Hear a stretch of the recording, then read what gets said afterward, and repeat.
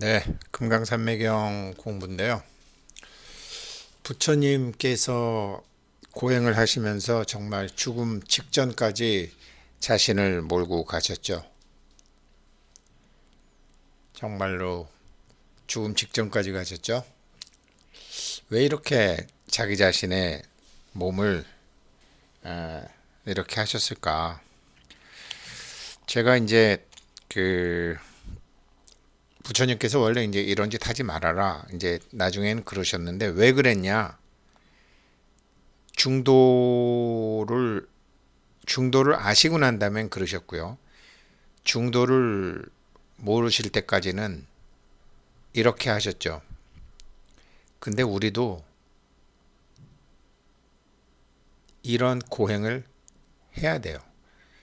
해야 돼요.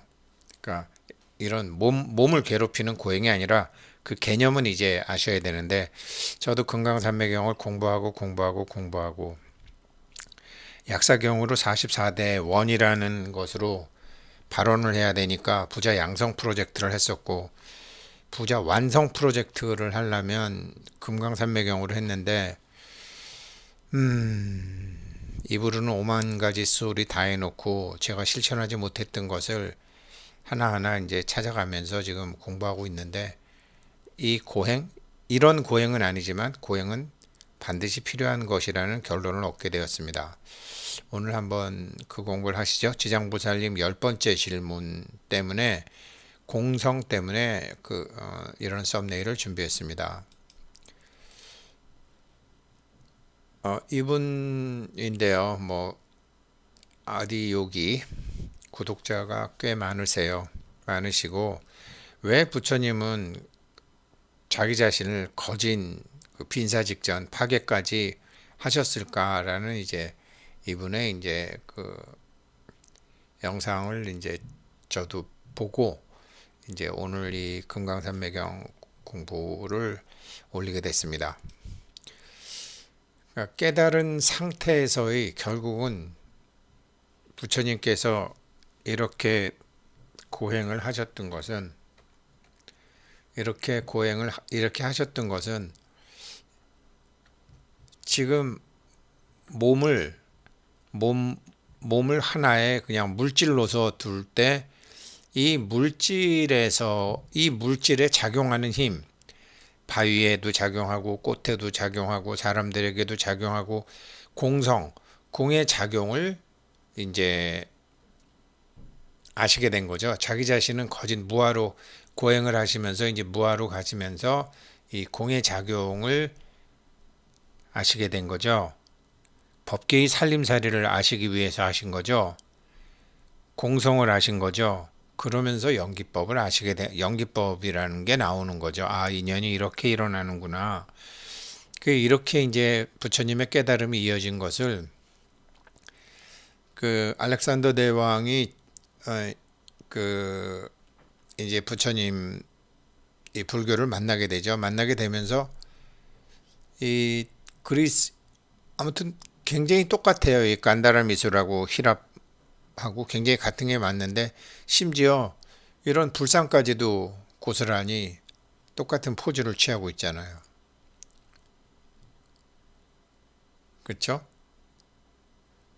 뭐 이런 옷의 모양, 손을 잡고 있는 모양까지 그러면서 부처님 사상을 이제 정신적으로나 물질적으로나 이제 최대한 담고 이제 실천하고 싶었던 것에서 이제 서양 문화가 시작이 되는 거죠. 그러면서 이제 그리스에서 서양 문화가 시작이 되는 거죠. 나중에 이제 기독교가 생기면서 어, 자기 자신들의 이익에 맞게 어려운 거 빼고 쉽게 이제 해서 그렇지 처음 이렇게 가는 거죠. 부처님 열반 이후에는 이런 이제 어떤 상을 하나 만들지 않았는데 나중에는 이 간다라 미술하고 그리스 미술하고 이제 표현 방식이 이렇게 같아지고 서로 다 하는 거죠. 오늘 이제 그래서 지장보살님이 여쭙죠. 참 불가사의하고 부사의하다. 왜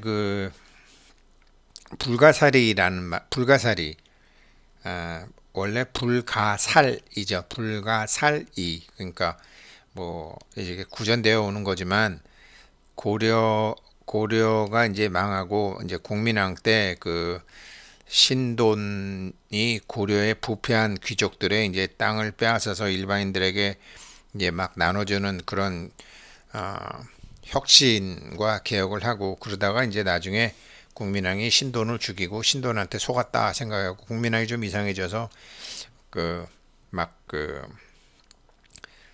중들을 다 잡아 죽이죠.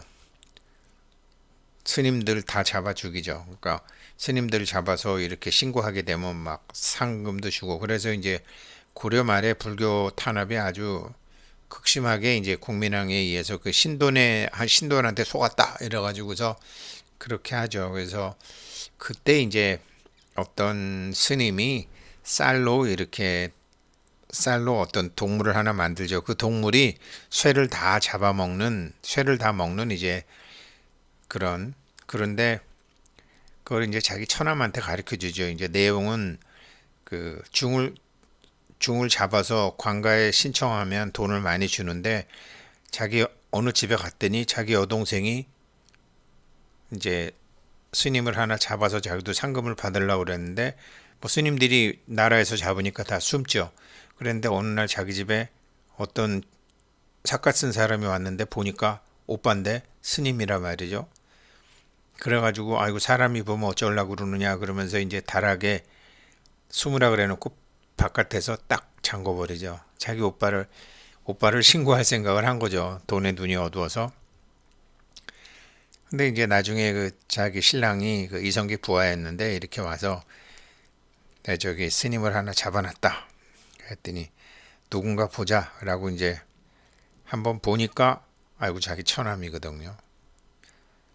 그래갖고 아무 소리 없이 잠깐 기다리시라고 그리고서 나와가지고 자기 마누라를 네가 인간이냐 하면서 우물에 처박아 버리죠. 우물을 메꿔버리고 부인을 죽여버리는 거죠. 그리고서 이제 며칠간 그 자기 처남을 밥을 해먹이고 근데 그 처남이 그 스님은 이제 신통력이 열려서 다 아는 사람인데 그 밥알을 하나 이렇게 뭐 편지를 하나 주고 가죠. 나중에 이게 필요할 거다. 그런데 이제 자기 처남이 간 다음에 보니까 이게 개성의 송도에 어떤 이상한 동물이 막 쇠를 다 잡아 먹는 거죠. 그런데 그건 불가살 죽일 수가 없는 동물이다. 이렇게 해서 불가살이 이가 되는 거죠. 근데 이제 그 스님이 자기 처남한테 주는 거는 화가살 불이 죽일 수 있다. 그래갖고 이제 나중에 그 불가사리한테 이제 불로 녹여서 그 죽이는 뭐 그런 이제 구전된 얘기죠. 그게 우리가 바닷가에서 보는 이제 불가사리라고 그러는데 원래는 이제 뭐 그런 거죠. 근데 이 불가사의하다라는 것은 이제 생각할 수도 없고 토론할 수도 없는 거다. 이 지금 법계의 살림살이는 정말 부사의하다. 이게 어떻게 생각을 하고 뭐 이렇게 그 인간의 생각으로는 알 수 없는 생각 너머의 작용에 의해서 물질이 만들어진다 이거죠. 전 7식과 5식은 일어나지도 않고 8식과 6식은 본래 정멸하고 9식 암마라식은 공하에 없을 것이다. 8식이죠. 8식. 천지, 팔양, 신주경에서 그 8가지 식에 의해서 이제 모든 작용이 일어나는 것으로 되죠. 이게 색의 나를 물질은 이런 거죠. 물질이죠. 그런데 우리가 이제 뭐 세계나 공이나 하지만 구식의 상은 공하여 없을 것입니다. 있음도 공하여 있을 수가 없고 이것도 공한 존재라서 사실 있는 게 아니고 할 수 없이 이런 모습을 만들어서 지금 하고 있지만 없음도 공하여 있을 수가 없으니 세존께서 말씀하신 대로 법의 뜻이 다 공합니다. 이 공의 작용을 아시기 위해서 부처님이 공의 작용, 공성, 법계의 살림살이를 아시기 위해서 이렇게 명상을 하셨고 틈틈이 명상을 하는 거죠. 자기 자신을 스톱시켜 놓고 스톱시켜 놓은 자기 자신의 작용이 일어나는 모든 것을 아시는 거죠. 그게 연기법으로 밝혀진 것이고 그 연기법은 부처님이 정리를 해 놓으신 것뿐이지 동양의학에서 이제 경락이라든가 뭐 이런 것으로 이제 계속 되는 거고 지금에서야 비로소 이제 서양 학문이 그거를 양자역학에 나오면서 알기 시작했고 지금 사람들이 급격히 깨어나고 있는 상황이죠. 이렇게 이제 모두 공하다. 그런데 공에 들어갔으나 행함이 없어도 공성이라는 건 가지가지 해야 할 일이 잃지 않으며 다 자기가 해야 될 일을 잃지 않는다 이거죠. 우리 뭐 몸 안에 자율신경계 이런 것처럼요. 나라는 아와 내가 있는 아소, 즉 내 몸과 마음이라는 이 몸이 나라는 객체의 신견이 없어져서 사실 뭐 여기 다 자기인 줄 알았죠. 부처님이 이게 근데 얘가 이게 항상 한 게 아니니까 얘가 요구하는 여러 가지 뭐 식욕, 성욕, 수욕 뭐 여러 가지가 있잖아요.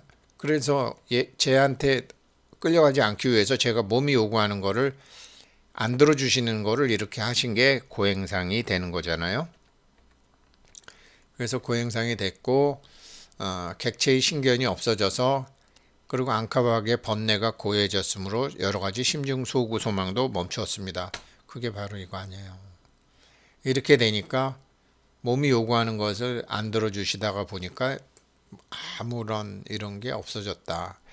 이와 같이 이치로 관하는 리관법, 그렇게 이치를 몸에다가 적용을 해보니까 해와 정이 진실하며 그대로 여여합니다. 사실은 뭐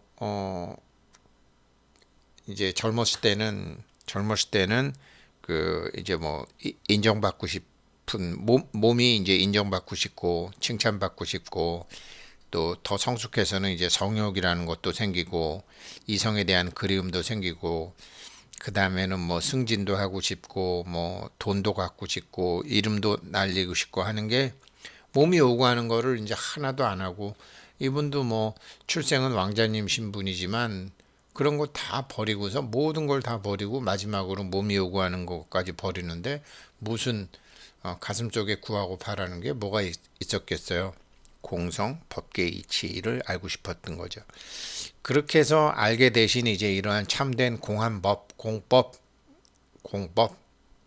법계의 살림살이는 이게 정말로 모든 중생에게 몸 가진 중생이나 몸을 놓은 중생이나 몸 받으려고 하는 저쪽 세상에서 기다리고 하는 중생들 모두에게 아주 양약일 것입니다. 이러한 부처님께서 깨달으신 법계의 살림살이 이치, 인연이 일어나는 이치, 연기법, 공성 이런 것들은 정말로 중생에게 필요한 약일 것입니다. 부처님께서 말씀하셨다. 그러하니라. 왜냐하면 법의 본성, 법계의 살림살이의 그 작용됨이 공하기 때문이니라. 이런 법계의 살림살이는 일어남이 없는 것이어서 마음도 항상 일어남이 없으며 이게 공식으로 수식으로 표현할 수는 없죠. 그러나 공식으로 알 수는 있죠. 그게 인연법이죠. 저도 이걸 알기 위해서 그렇게 뭐 이 도인 저 도인 이 스님 저 스님 이 목사님 저 목사님 저 신부님 이 신부님 이 무속인 저 무속인 다 쫓아다니고 그랬었죠. 그런데 아무튼 이런 법계의 살림살이는 잠시도 쉼이 없이 소멸하는 것이 아니기 때문에 마음도 항상 소멸함이 없으며 날씨에 따라 바뀌고 미세먼지에 따라 바뀌고 몸이 배고플 때가 다르고 배부를 때가 다르고 방금 남녀가 한 6개월간 못 만나다가 6개월간 만나서 어떤 일을 하고 나면 그런 마음이 싹 없어지고 암만 배가 고파도 배가 부르면 그런 마음이 싹 없어지고 그렇게 계속 상태에 따라서 작용이 일어나는데 그렇게 작용이 일어나고 공성은 머무름도 없기 때문에 마음에 머무름도 없고 그리고 이 공성은 조작함이 없이 상황에 따라 인연의 상태에 따라서 인에 따라서 연이 일어나는 것이기 때문에 이게 어떤 의도되는 것도 아니고 역시 조작함이 없느니라. 이거 가지고서 돈 만드는 법, 부자 되는 법, 소원 성취하는 법이라고 나와서 이제 뭐 여러 가지가 있지만 이런 작용, 공성의 작용, 법계의 살림살이의 작용, 연기가 일어나고 소멸되는 과정을 부처님이 몸과 마음을 딱 정한 상태로 들어가면 내외가 서로 상통하면서 일어나는 작용을 다 아시게 된 거죠. 이것이 법계의 살림살이죠. 이거는 내가 원해서 그렇게 된 것도 아니고 뭐 창조주 하느님이 원해서 그렇게 된 것도 아니고 서로 우리 그렇게 하도록 하자 해서 일어나는 것도 아니고 조건이 맞으면 일어나고 조건이 안 맞으면 사라지고 한다라는 법계의 살림살이를 부처님께서 그 몸이 요구하는 것을 거절하고 고행을 하시고 나중에 그러면서 아까도 말씀드렸지만 암만 담배나 마약을 피고 싶었던 사람도 담배 한 대 피면 그 다음엔 담배 뭐 또 피고 싶은 마음이 없어지고 당분간 돈이 막 갖고 싶었던 사람도 돈이 갑자기 뭐 10억 100억 들어오면 그런 생각이 잠시 없어지고 나중에 또 생기고 없어지고 또 생기고 없어지고 또 생기고 성욕이라는 것도 그렇고 그러니 허망한 것이라는 거죠. 돈이건 뭐 배고픔이건 성욕이건 막 졸려 죽겠다. 1시간만 자고 2시간만 자고 3시간만 자면 더 자라 그래도 못 자잖아요. 그렇게 이게 어떤 의도와 다르게 상태에 따라서 작용이 저절로 일어난다. 조작함이 없느니라. 그러니 이것을 몸과 몸 아닌 나와의 상태를 균형을 맞춰서 하는 게 중도죠. 부처님이 그걸 깨달으시는 거죠.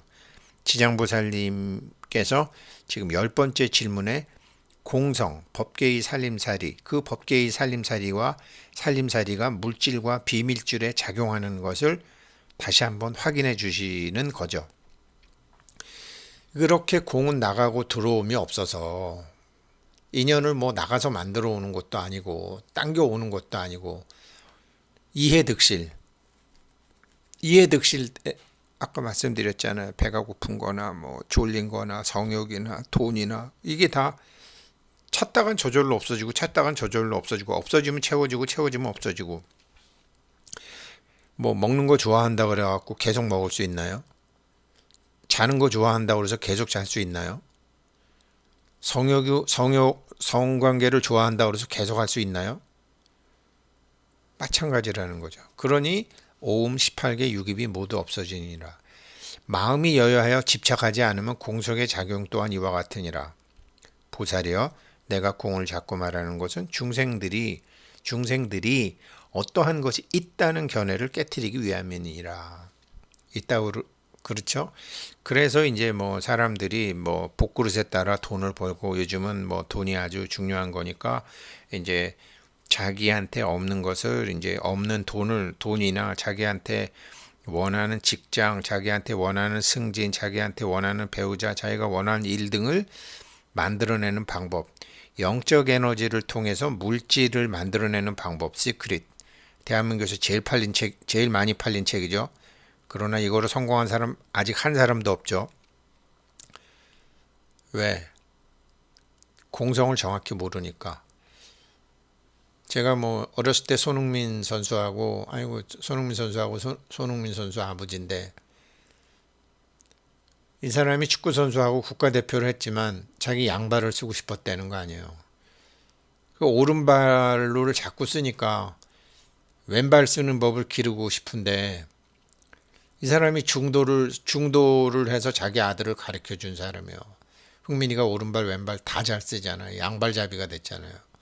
그래서 이 사람이 뭐 했느냐, 부처님 고행상처럼 손흥민 아버지가 자기가 오른발을 쓰니까 자기 오른발에다가 압정을 갖다 했다는 거 아니에요. 무의식적으로 우리가 언제 오른손을 의식적으로 쓰나요? 무의식적으로 쓰는 거죠. 근데 무의식적으로 오른발로 공 찰라 그럴 때마다 자기 발이 막 엄청 아픈 거죠. 그러면서 왼발을 자기가 왼발 써야지 하면서 키웠다라는 거 아니에요.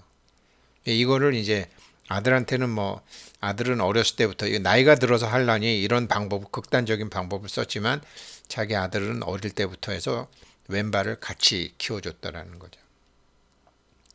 그러니까 무의식적으로 오른발 하면 더 쉽잖아요. 그런 것처럼 우리는 무의식적으로 몸을 쓰는 게 더 쉽잖아요. 그러니까 기분이 꿀꿀하다라는 것, 기분이 좀 우울하다 그러면 몸을 즐겁게 하는 술을 먹기도 하고 담배를 피기도 하고 뭐 섹스를 하는 사람도 있고 뭐 잠을 자는 사람도 있고 여러 가지 사람이 있잖아요. 그러나 그거는 오른발이죠. 왼발은 세계 나의 세계 나가 원하는 것을 하는 게 아니라 공의 나의 작용을 일으켜서 자기 자신의 두려움, 걱정, 근심, 불만족을 오른발을 써서 하는 게 아니라 여태까지 쓰지 않았던 왼발의 작용을 왕성하게 함으로 해서 밸런스를 맞추는 거죠. 나중에는 같이 다 쓰면 되는 거죠. 이런 거를 지금 이제 지장보살님이 말씀하신 겁니다. 네, 오늘 공부 여기까지 하겠습니다. 고맙습니다.